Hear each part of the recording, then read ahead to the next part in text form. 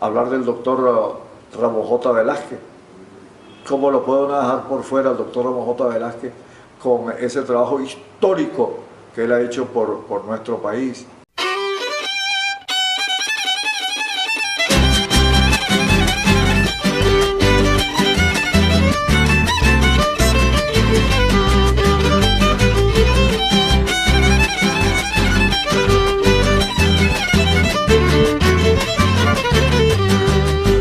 Me gusta porque me llamó la atención desde muy pequeño.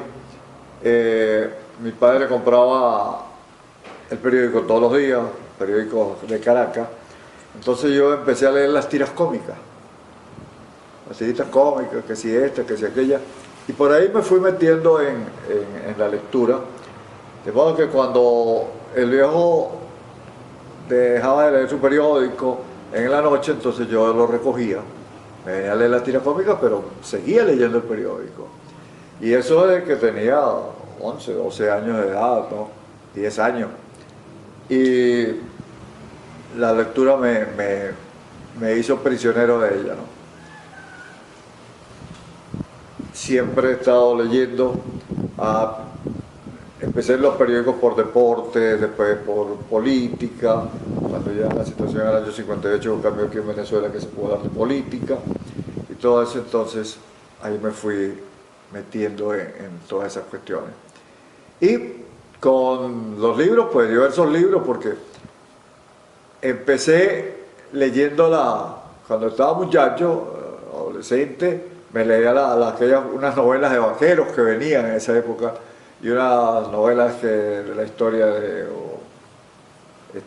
Instituto de Investigación, la historia del FBI, y por ahí fue cogiendo el ritmo de la lectura. Luego empecé ya a leer otras obras y ahora pues ustedes van a ver que tengo una biblioteca más o menos regular porque me gusta, me apasiona. Entonces, siempre he sido un trasnochador, pero no porque estaba de farra todas las noches, sino un trasnochador porque era la hora de la lectura, leer los periódicos, después agarrar un libro y tal. Ojalá que llueva café en el campo, que caiga un aguacero de yuca y té, del cielo una jarita de queso blanco y al sur una montaña de berro y miel.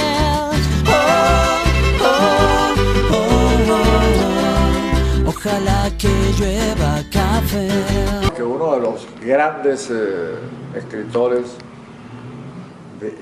venezolanos, pero que no se quedó en la frontera de Venezuela, sino más allá, uno de los grandes escritores de habla hispana ha sido o fue don Rómulo Gallego.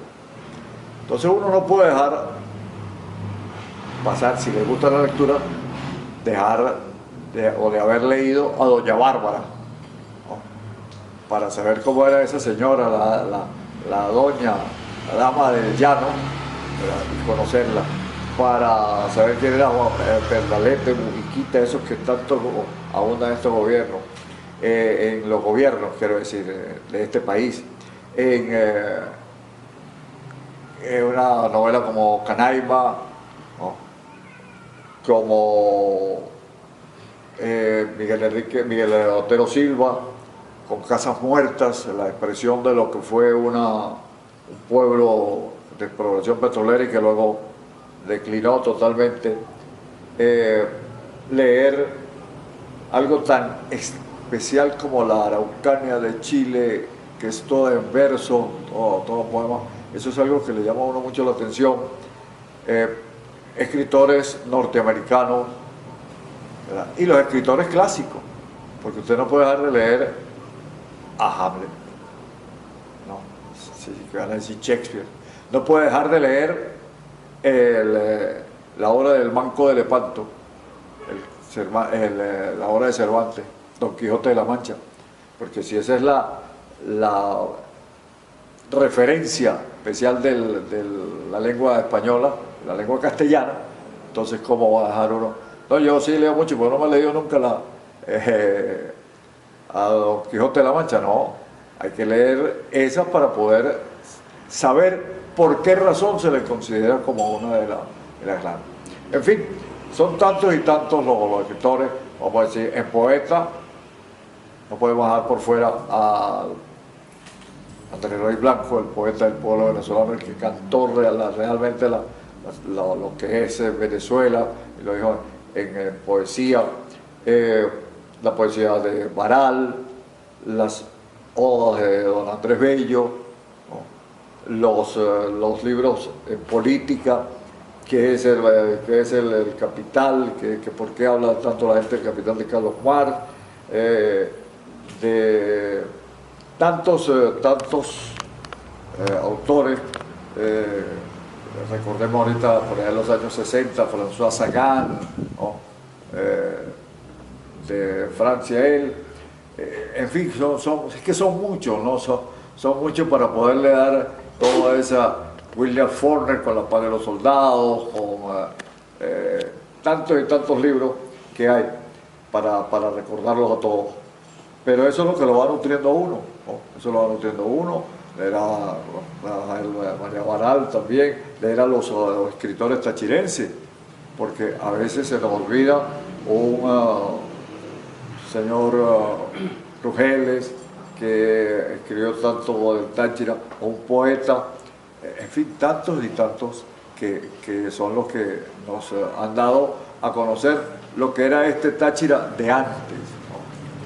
Libre serás para siempre, para siempre. Mariposa morada entre bambú, rocío de todos los campos. Libre serás, rocío de todos los campos. Libre serás, rocío de todos los campos. Libre serás, rocío de todos los campos. Libre serás, libre serás.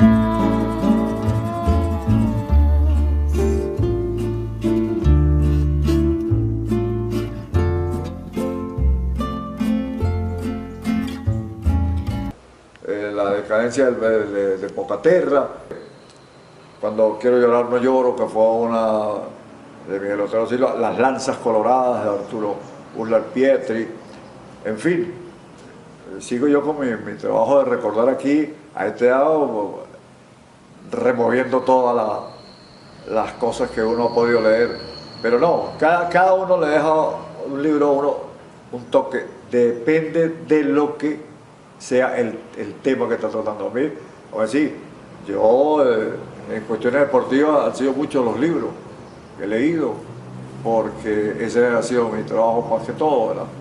Entonces, recordar la vida de cada uno de ellos, de lo que era, de cuando se le ocurrió al señor Ocasio Clay hacer uno que decía yo soy el más grande, ¿verdad? Entonces eso le sirve a uno para ir decantando lo que significa cada figura, para irla ubicando en su manera de expresarse. Eso no puede uno dejar de leer y para tener una visión real de la historia de Venezuela. Son las Memorias de Oleri. Es un libro, son 3 tomos muy importantes, porque son las cartas de Simón Bolívar, los artículos de Simón Bolívar, el leer el discurso de Angostura de Simón Bolívar, que el año pasado se cumplieron 200 años de ello, ¿no? Leer el manifiesto de Jamaica, todas esas cosas lo llevan a uno a poder tener una visión global. No se puede dejar de leer un libro como la Biblia, sea usted o no sea cristiano, hay que leer la Biblia. Si a usted le gusta lo verde, como las matas, entonces no, los puros libros de esto, no, hay que leer los amarillos para ver qué contrastan con aquello, ¿verdad? Para saber la opinión, para tener una opinión más universal, Eso es lo que se necesita. Por eso uno tiene que leer de todo. Sí. A algunos a lo mejor les da pena decir que leyeran Condorito. No, a mí me gustaba y me iba para el kiosco a comprar siempre Condorito. Y así tanto, ¿no? Porque aparte de que les guste, a mí me gusta el periodismo, me ha gustado siempre. Me gustó desde niño cuando estaba en el primario estar montado en una tarima, ¿no? ¿Verdad? Bien fuera en los actos culturales para dar un discurso sobre las palabras de apertura, un discurso sobre el acto que se celebraría, una dramatización que nosotros le decíamos en nuestra época, un diálogo, cantar, cualquier cosa de esa yo lo hacía. Me gustaba todo eso. Y yo le doy gracias a la vida que me llevó a lo que a mí me gustaba en la vida. En eso que me llevó, que me ha gustado en la vida, ya tengo 56 años ahorita. Eso fue en el año 62 que yo comencé profesionalmente. Ahora bien, para no salirme de la pregunta, como yo le decía al comienzo, yo soy un autodidacta. Entonces, ¿qué es lo que me ha llenado? El periodismo. Yo no fui a la universidad a estudiar periodismo, pero tengo una cantidad de libros de periodismo aquí mismo, ¿no? Que me han hecho, como decía, el reportero profesional, por citar a uno. ¿Cuántos lo han leído los periodistas que han pasado por la universidad? Un libro de producción norteamericana, ¿verdad?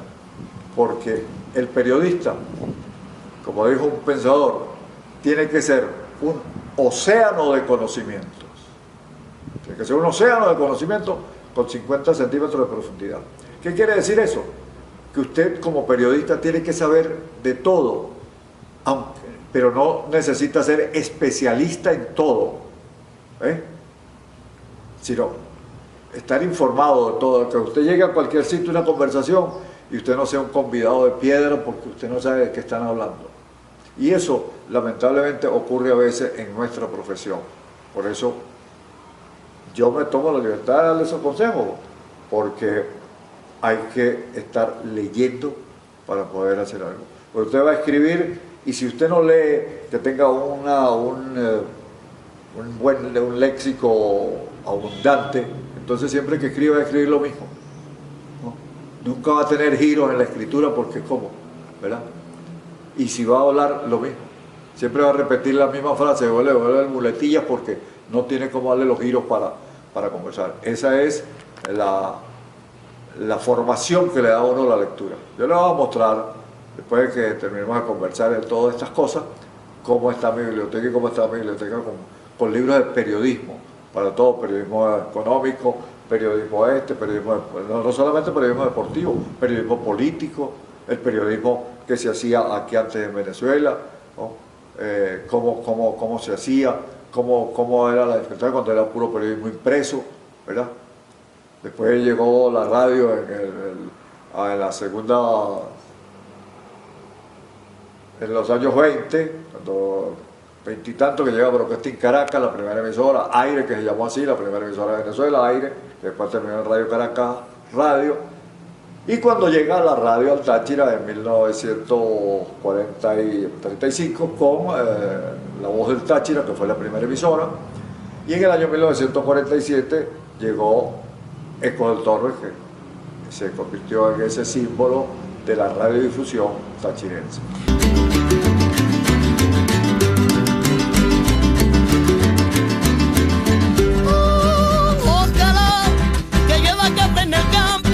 Peinar un alto cerro de trigo y mapuey, bajar por la colina de arroz graneado y continuar el arado con tu querer. Ay, la la la la la, ay la la la, ay la la la la la. Ojalá que llueva café, pa' que en la realidad no se sufra tanto. ojalá que llueva café en el campo, pa' que en Villa Hidalgo oigan este canto. Ojalá que llueva café en el campo, Pa' que todos los niños canten este canto. ojalá que llueva café en el campo, ojalá que llueva, Ojalá que llueva. ojalá que llueva café en el campo. Especialmente en los jóvenes, Claro que algunos ahorita dicen, no, pero no se lee porque está internet, porque está todo eso, pero por ahí también se puede leer. Lo importante es que vayan absorbiendo, que se conviertan todos como una esponja, que absorban todo lo que puedan absorber de aprendizaje, de historia, de deporte, de política, de economía, de lo que quieran, pues, de viajes espaciales, de todo eso, y más de viajes espaciales porque eso es el futuro, ¿verdad? Pero saber que para llegar a los viajes espaciales, cómo llegaron antes los que vinieron aquí a encontrarse con los indios, pero todo eso lo da la lectura, ¿no? Yo le cité a usted un libro de Chile, encuentra usted también las producciones de Vargas Llosa, o la ciudad de los perros de los muchachos allá en Lima, las producciones de La Vorágine, Colombia, y la María de Isaac, Jorge Isaac, esas son novelas extraordinarias. Amado Nervo en México, ¿no? Este ganador del premio Nobel guatemalteco, también Asturias, Miguel Ángel Asturias, ¿no? Ahí le estamos nombrando una cantidad de hombres de América Latina que han sido extraordinarios escritores, ¿no? Los tiene en Argentina con Ernesto Sábato de las nuevas generaciones, para no hablar de Domingo Faustino Sarmiento, ¿no? Lo tiene en Brasil, lo tiene en Uruguay, tantos y tantos que en Uruguay con tantos escritores y poetas que también ha tenido, a pesar de que es uno de los países más pequeños de nuestro subcontinente, tiene como Galeano, como tanto, eso es lo que en Ecuador también extraordinarios escritores, ¿verdad? Pero ahí me va dando un poco la memoria para recordarlos a todos, ¿no? Yo le decía temprano, estuve ejercicio periodismo impreso y tenía notas editoriales, no del periódico, sino tenía también una columna, que era mi opinión, tenía unas notas en la radio, para los noticieros, ¿no? Algunas poesías que he hecho por ahí, muy poquitas, pero poesía y hasta canciones. Porque primero hacía la poesía y después le ponía música, ¿no? Y le dediqué una precisamente a Lobatera, ¿no? Por eso que le decía al comienzo, el amor que yo siento por esta tierra.